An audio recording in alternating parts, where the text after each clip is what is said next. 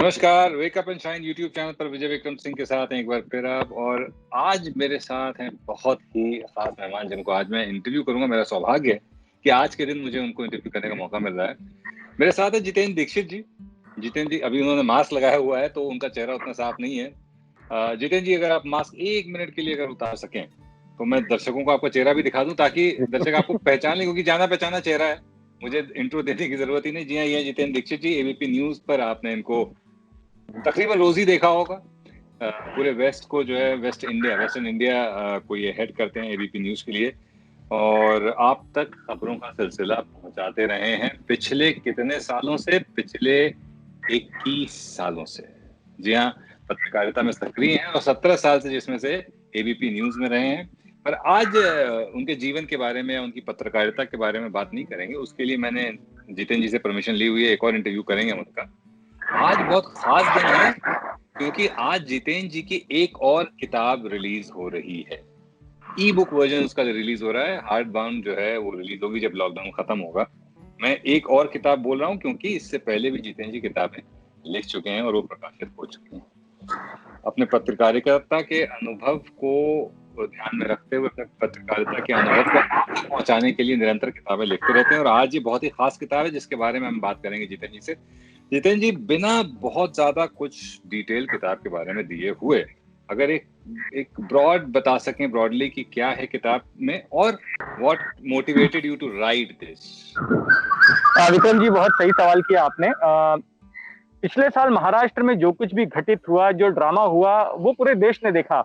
24 अक्टूबर 2019 को महाराष्ट्र विधानसभा चुनाव के नतीजे आए थे और उसके बाद 28 नवंबर 2019 को उद्धव ठाकरे ने मुख्यमंत्री पद की शपथ ली थी, इसी शिवाजी पार्क में। अब ये संयोग ही है कि मैं शिवाजी पार्क के बाहर ही बैठा हुआ हूँ, यहीं पर उन्होंने शपथ ली थी। ये कुल 35 दिन थे।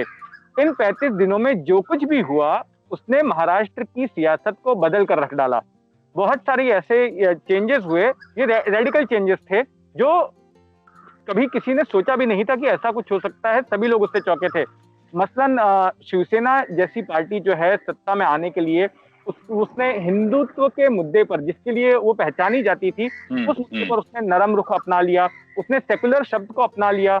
वहीं दूसरी ओर कांग्रेस, जो कि कट्टर दुश्मन थी शिवसेना की, उसने शिवसेना के साथ हाथ मिला लिया सत्ता में आने के लिए। वहीं पर जो राज ठाकरे की पार्टी एमएनएस थी, जो कि कट्टर मराठीवाद का मुद्दा उठाती थी, वो उस मुद्दे पर नरम हो गई और उसने हिंदुत्ववाद का मुद्दा उठा लिया। और सबसे अहम बात कि शरद पवार ने इस उम्र में भी खुद को महाराष्ट्र और देश की सियासत में प्रासंगिक साबित कर दिया। तो कई सारी बातें हुई उन 35 दिनों के भीतर जो हम सभी ने टीवी पर देखी। लेकिन उसके अलावा जो है बहुत कुछ ऐसा था जो कि पर्दे के पीछे घटित हुआ, जो कि लोगों के सामने नहीं आया। और चूंकि मैं पत्रकार था तो कैमरे पे जितना कुछ दिखा सकता था, जो बातें ऑन रिकॉर्ड थी वो सब तो हम दिखा ही रहे थे, लेकिन जो बातें सामने नहीं आई थी उस वक्त में, वो सारी बातें मेरी इस किताब में सामने आ रही हैं। अगर आप चौंके थे, अगर आप शॉक्ड हुए थे उस राजनीतिक ड्रामा को देखकर, तो इस किताब को पढ़कर आप और ज्यादा शॉक्ड होंगे। मिसाल के तौर पर मैं एक दो पॉइंट्स बताता हूं। जैसे कि लोगों को लग रहा है कि मुख्यमंत्री पद को लेकर ही शिवसेना और बीजेपी में जो है डिवोर्स हुआ, दोनों अलग हुए, क्योंकि 2.5 साल की डिमांड कर रही थी शिवसेना की, हमें आप 2.5 साल दीजिए, 2.5 साल बीजेपी का मुख्यमंत्री हो। लेकिन ये असली कारण नहीं था, ये एक कारण नहीं था, इसके पीछे कई और भी कारण थे। तो क्या कारण थे वो इस किताब में आपको जानने मिलेगा।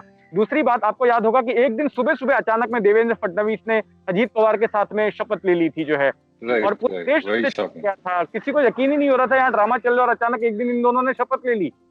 तो शपथ विधि के पहले जब अजीत पवार देवेंद्र फडणवीस से मिले तो उन्होंने कुछ ऐसा जो है अंदेशा दिया देवेंद्र फडणवीस को कि भाई मेरे ऊपर तो शरद पवार जी का हाथ है, मतलब मैं जो कुछ भी करने जा रहा हूँ सब शरद पवार जी को पता है और उनकी सहमति से होता है। तो इस इंप्रेशन में थे देवेंद्र फडणवीस।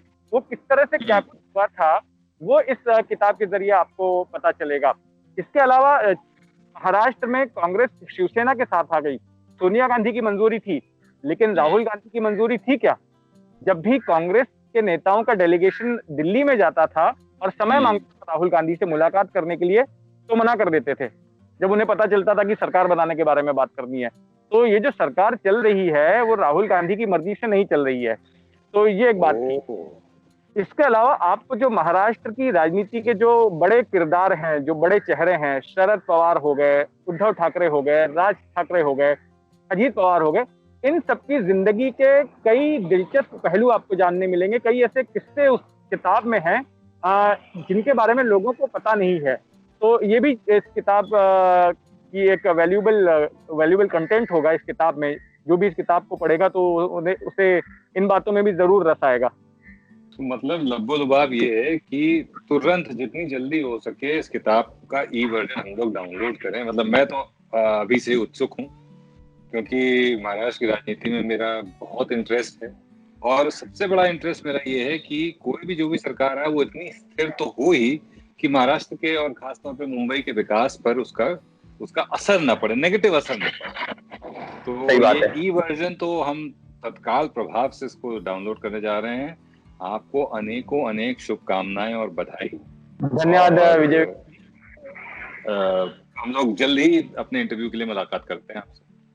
जी बिल्कुल, बहुत बहुत धन्यवाद। मुझे अच्छा लगा आपसे बातचीत करके। आपसे वैसे तो आपकी आवाज मेरे घर में गूंजती ही रहती है, क्योंकि मैं तो रोजाना बिग बॉस नहीं देख पाता था। जब भी कभी छुट्टी मिले या कभी जल्द घर आ गया तो मैं देखता था, लेकिन मेरे फैमिली के सभी लोग रोज देखते हैं। तो आपकी आवाज तो हमारे घर में हर शाम गूंजा ही करती थी। और जल्द ही हम मुलाकात कर रहे हैं। जैसा कि आपसे हमारी बात हो चुकी है, तो जब भी इस किताब का प्रिंटेड वर्जन आएगा तो आप उस कार्यक्रम की कंपेयरिंग करेंगे। बिल्कुल बिल्कुल, बहुत बहुत धन्यवाद इस बात को याद रखने के लिए। और अब मुझे इस बात का सुकून है कि मैं आपसे मुलाकात फंक्शन में तो कर ही रहा हूँ, as the host of the function. धन्यवाद विजय। Thank you sir.